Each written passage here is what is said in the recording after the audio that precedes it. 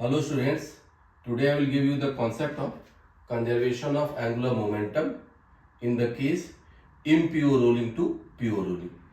तो impure rolling से pure rolling का एग्जाम्पल जो मैं लूंगा बॉलिंग गेम जैसी बात कर रहा हूं, जहां पे आप एक बॉल लेते हो। आपने कभी डिफरेंट मॉल में गेम वाले सेक्शन में जाओगे तो मिलेगा कि एक बॉल होती है, उसको हम स्लाइड करते हैं।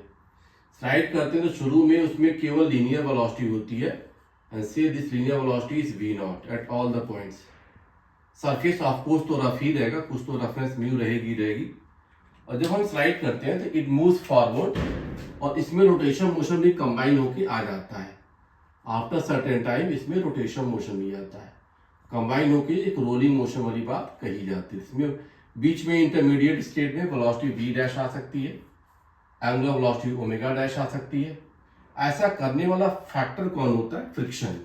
कि देखिए ये इसका पॉइंट ऑफ कांटेक्ट है, तो point of contact is in motion ball का ना।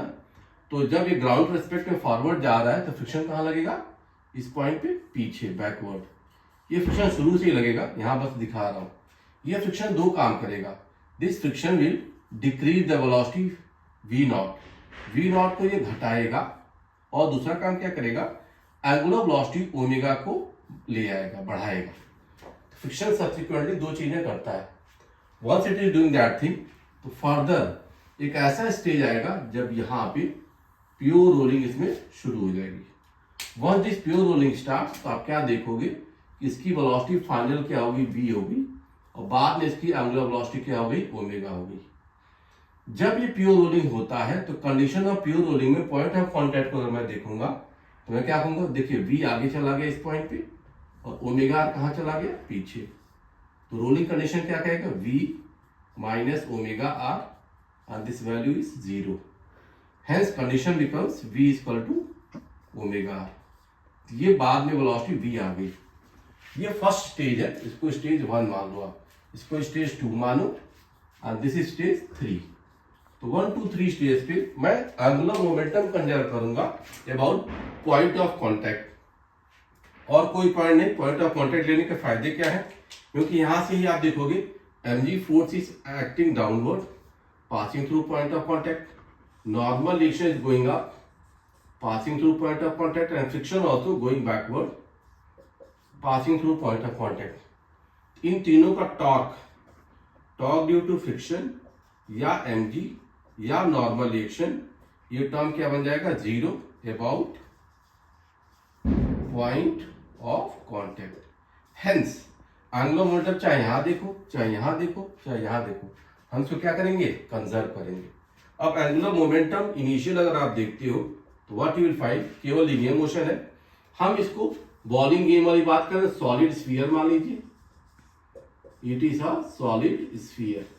तो सॉलिड स्फीयर में initial angular momentum due to linear motion of centre of mass क्या आएगा? देखिएगा, it is mv naught into R, linear motion से।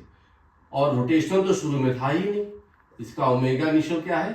0, क्योंकि प्योर लीनियर मोशन था। तो वो वाला टर्म क्या हो गया? ड्यू टू रोटेशन वाला टर्म क्या हो गया? 0 हो गया।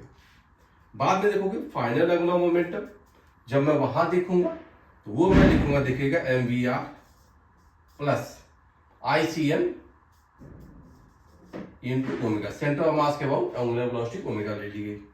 अब आप यहां पर देखिएगा, ओमेगा को मैं v के साथ रिलेट करूंगा, v equal to omega, hence it is mvr plus 2/5 m r square. Omega क्या लिख दो? v/r।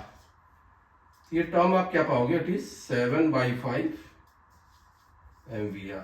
ये बाद का एंगुलर मोमेंटम, ये शुरू का एंगुलर मोमेंटम, दोनों को हम लोग क्या कर सकते हैं? इक्वेट कर सकते हैं।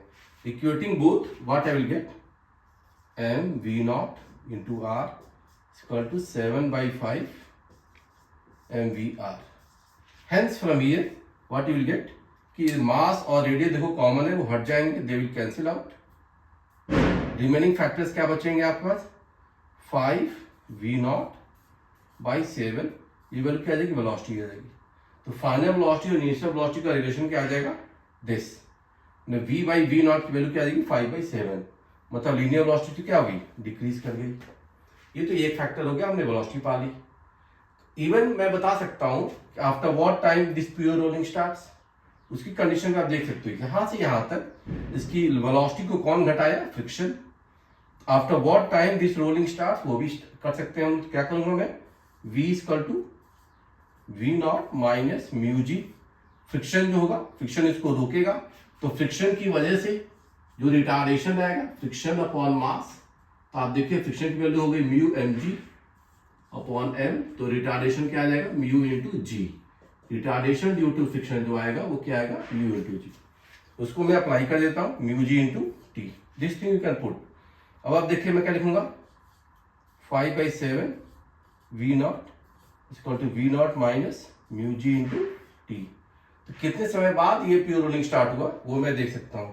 अब आप देखिए v naught minus 5/7 we naught क्या आ जाएगा, 2/7 v naught equal to mu ji into T.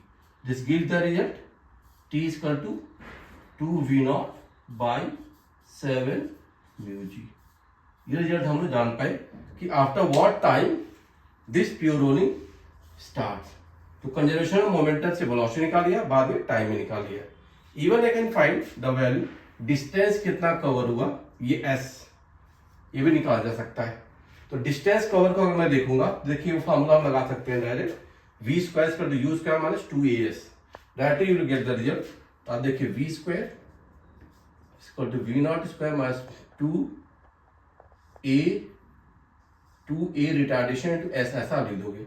अब आप देखिए v की वैल्यू क्या लिखोगे, 5/7 v नॉट का whole square equal to v naught square minus 2a को लिख दो mu ji into s। Now you solve this, ये हो गया देखिए 25 v naught square by 49 equal to क्या हो गया, v naught square minus 2 mu जी इंटू s।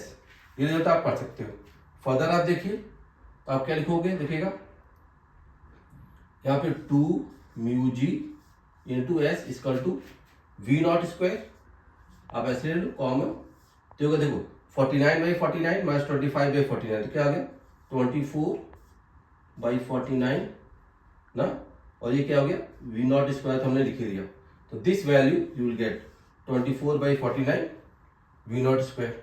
फर्दर आप देखिएगा तो आप क्या कर सकते हो, 2 और 12 इसमें ऐसे रिलेशन कर सकता हूँ, 12 2 = 24। हेंस s की वैल्यू यहाँ पे क्या आएगी, देखिए this s value I will get it S, देखिएगा 12 वी नॉट स्क्वायर बाई, अब आप देखिए ये क्या आ गया पास 49 म्यू इंटू जी।